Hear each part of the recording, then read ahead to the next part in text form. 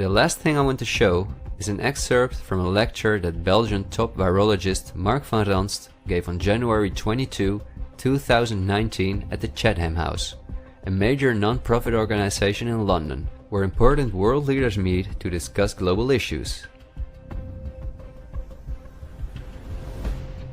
Winners of the Chatham House Prize include Hillary Clinton, Melinda Gates, and John Kerry.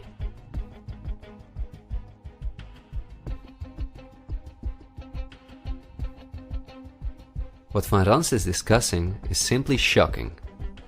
Van Ranst in fact explains how he has fooled the entire Belgian population during the swine flu through fear-mongering, out-of-context mortality rates, and media manipulation. He laughingly explains how he managed to impose the vaccine for the swine flu on the frightened Belgian population, a vaccine produced by the pharmaceutical companies he worked for. Thank you very much, Ab. Thanks for the invitation. And I was asked to tell you about my experiences being the crisis manager, the flu commissioner for Belgium and highlighting the communication. And then you have one opportunity to do it right. I mean, day one is so important. In day one, you start your communication with the press, with the people, and you have to do it right. I mean, you have to go for one voice, one message. In Belgium, they chose to appoint a non-politician to do that. I mean, I have no party affiliations, and that makes things a little bit, at that time at least, a little bit easier, because you're not attacked politically, majority, minority. That doesn't come into play, and that was a huge advantage. The second advantage is that you can play in Brussels the complete naive guy and get a lot more done than you would otherwise be able to do.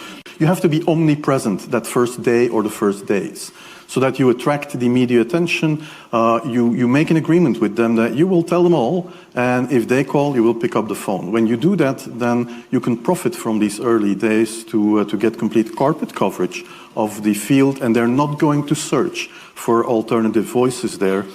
And if you do that, that makes things a lot easier. These first weeks, that's easy street.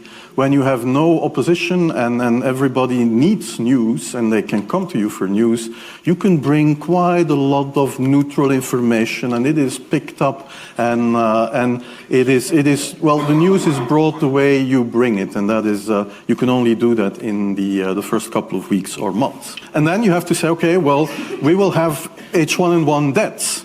Of course, that would be unavoidable. I used there Sir Donaldson's quote, where he said that in the UK, by the peak of the epidemic, 40 people would die per day at the end of the summer. So 62 at that time million people in the UK, 40 deaths a day. I worked it out for Belgium. That would be 7 deaths a day at the peak of the epidemic. I used that in the media. 7 Belgian flu deaths per day at the peak of the epidemic would be realistic. That is true in every year, even interpandemically. That is very, very conservative. However, talking about fatalities is important, because when you say that, people say, wow, what do you mean? People die because of influenza? And that was a necessary step to take. And then, of course, a couple of days later, you had the first H1N1 death in the country, and the scene was set and it was already talked about. And then you had to pick who is going to be vaccinated first.